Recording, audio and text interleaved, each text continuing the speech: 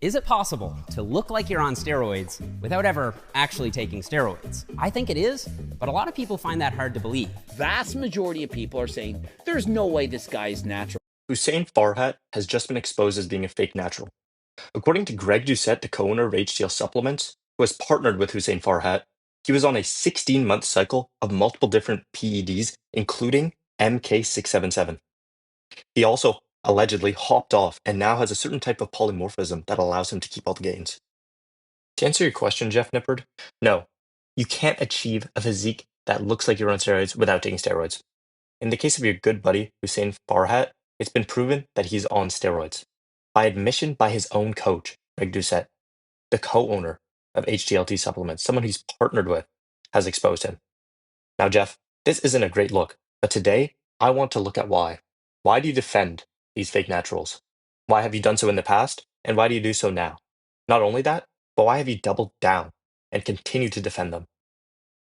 Jeff has made videos in the past with alleged fake naturals, and these seem to blow over time. However, this recent one is a lot more alarming. These involve the alleged Julian Fitzgerald and, most recently exposed, Hussein Farhat. Jeff doubled down after this video. He claimed that he 100% believes Julian and Hussein are natural, after only one blood panel that no one else has seen. The real question is why. Not only why does he defend them, but why even showcase them? Why bring them into the limelight for new gym goers to compare themselves to, especially when these same gym goers will inevitably measure themselves against physiques that cannot be achieved without PED use? Jeff has made numerous videos on steroids, and he claims to understand the effects, the pros, and the cons. Yet his actions suggest that he either doesn't truly grasp the rampant use and the depth of pharmacology in the fitness community, or he is blatantly choosing to ignore it. There is a massive spectrum of enhancement in the industry, ranging from people taking low doses just to achieve what looks like newbie gains, to professional bodybuilders using high-level designer drugs that most recreational lifters have never even heard of. Many of these compounds are specifically engineered to evade detection. This is not some fringe activity. It's embedded into fitness culture, especially among influencers whose brands are built on their physiques. But I think the most plausible scientific explanation is that when you combine years of really hard training with dedicated nutrition and the right parents, the results can be super impressive. By downplaying the effects of steroids and instead playing up only hard work and diet, Jeff paints a misleading picture. In his most recent 2 videos, it feels like he goes a step further. He shames his audience for not training hard enough. If you don't look like Julian Fitzgerald or Hussein Farhat, you're just not training hard enough. He attributes Julian's physique to a combination of hard work and diet, despite Julian being only 19 years old. Julian had less than 3 years of training and already possesses a level of muscle mass, definition, and strength that many dedicated lifters will never reach in a lifetime, let alone naturally. So again, this brings us back to the question. Why does Jeff choose to do this? I believe there are 2 large reasons. Jeff isn't making his videos for free. He plugs his ebooks. He plugs his app, Macro Factor. He focuses on the fact that these physiques are attainable naturally. Why? He says just work harder. Why? And how might you do that? Well, by buying his ebook. Subscribing to his app can allow you to look better. You can look just like Hussein Farhat, that guy exposed for abusing steroids to garner brand deals and get to be buddies with Jeff. All you have to do is listen to Jeff. He's the above the drama, all about science as a shield. He uses the clean image to allow for them to be bolstered up. When these influencers do better, who can they then point back to? Thanks for the collaboration, Jeff. Your app is great, Jeff. This space is wired tight. Athletes, coaches, managers, federations, supplement brands.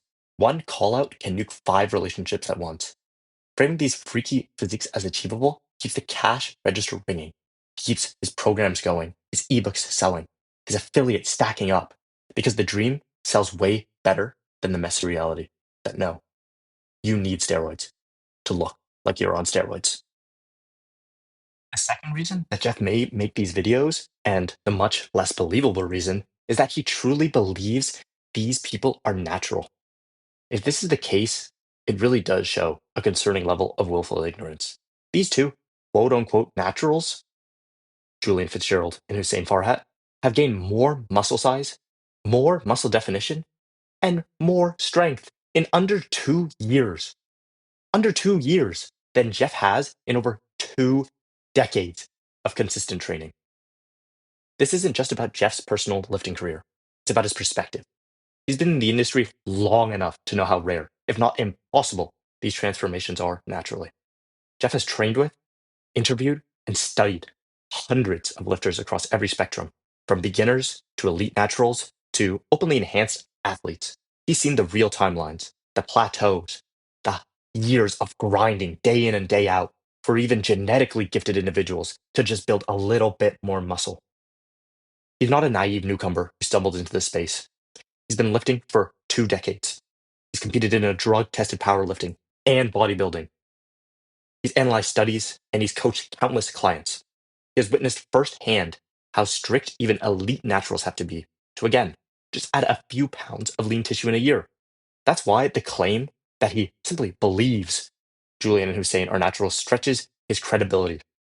Someone with his training history and the industry exposure should immediately recognize how statistically improbable these results are. He's not just aware of the upper limits of natural potential, he's made a career out of teaching them. In Jeff's own videos, he's broken down the science on muscle gain rates. Numbers that make these kinds of leaps are nearly impossible without assistance.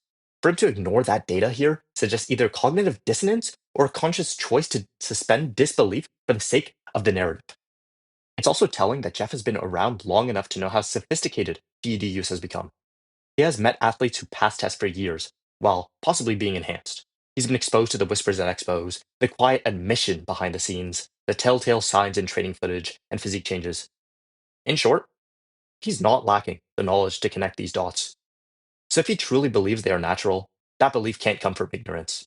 It would have to come from deliberate filtering of evidence, or in this case, cherry picking. And for someone who brands himself as a science-based educator, that's more troubling than simply playing it safe for collaborations. It means he's abandoning the same critical lens he applies to training studies when the subject is someone he wants to promote. And when it comes to proof, there was no comprehensive, transparent blood panel shown. Even when he does reference testing, his standard for declaring someone natural is shaky at best. For example, when speaking about competitor number 5, Jeff says his legs look suspicious. But after training with him for one session, mind you, he decided he must be natural. Few people pointed to subject number 5's quads as being a little suspicious, but I got in a leg workout with him, and I definitely think he earned those quads naturally. There is no measurable or scientific reasoning presented for why training with someone can prove their natty status. Look at the most prolific fake natural in sports history, Lance Armstrong. How many drug tests did he pass? Over 500 USADA grade tests while actively doping the entire time.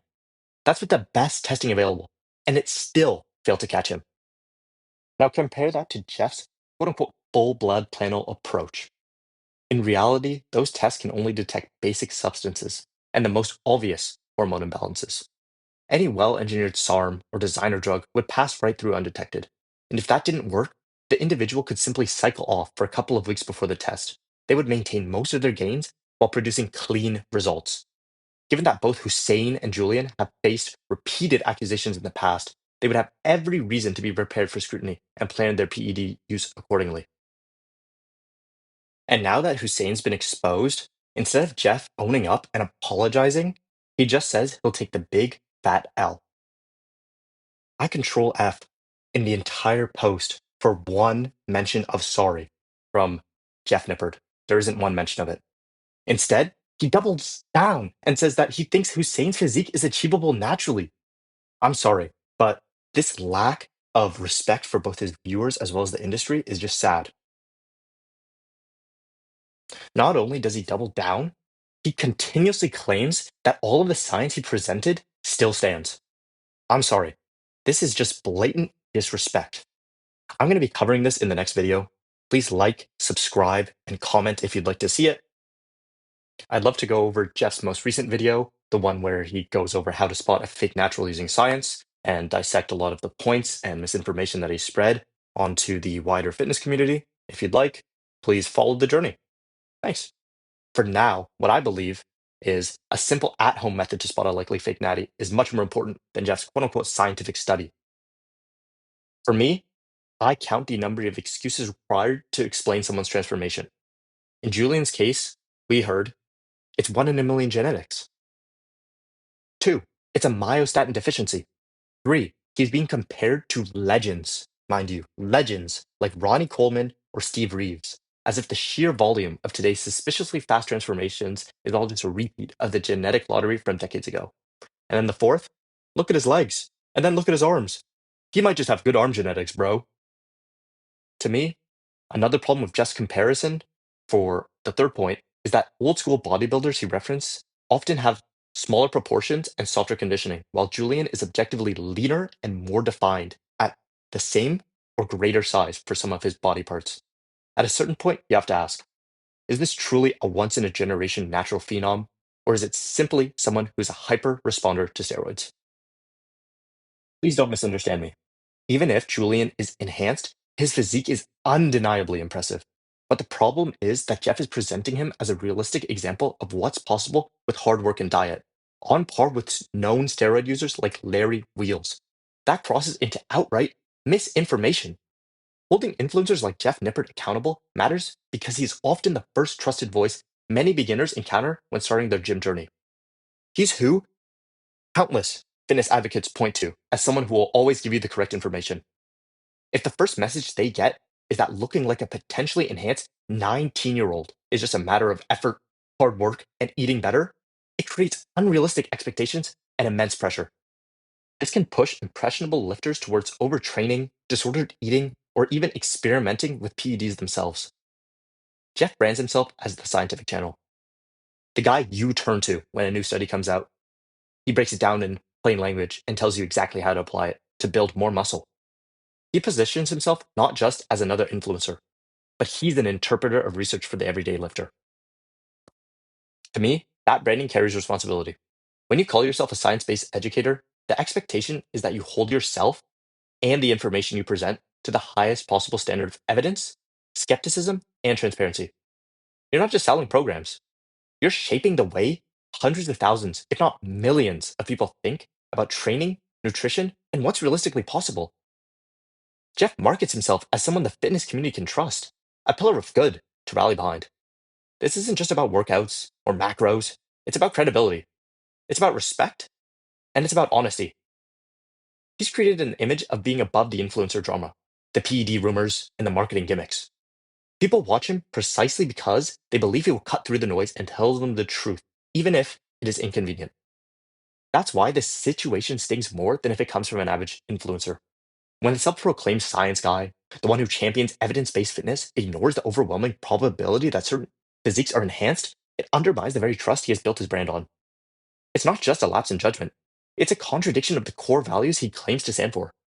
If you're going to hold yourself up as a beacon of science in the fitness world, then selective skepticism isn't an option. You can't dissect a protein timing study to the decimal point, but then casually accept and publicly promote transformations that defy decades of exercise science data without rigorous, transparent proof. A real science communicator in the fitness industry wouldn't shy away from hard conversations about PEDs. They'd educate their audience on the limits of the natural potential, the telltale signs of enhancement, and why honesty truly matters to the health of the fitness community.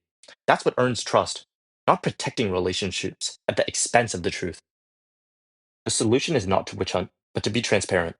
If Jeff truly wants to educate, he should be clear about what is likely achievable naturally versus what is blatantly not, instead of muddying the waters to maintain relationships and marketability. I hope Jeff can recognize the flaws in his approach. He can take accountability and stop platforming questionable physiques as natural.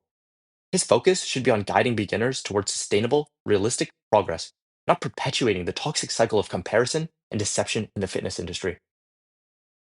Guys, if you like this video, please like, subscribe, leave a comment. If you dislike it, leave a dislike, leave a comment. Please let me know what I can do better and how I can improve my videos. I'm just a guy trying to make this fitness community a little more honest, one video at a time. I hope you guys can enjoy my journey as I'm looking forward to it.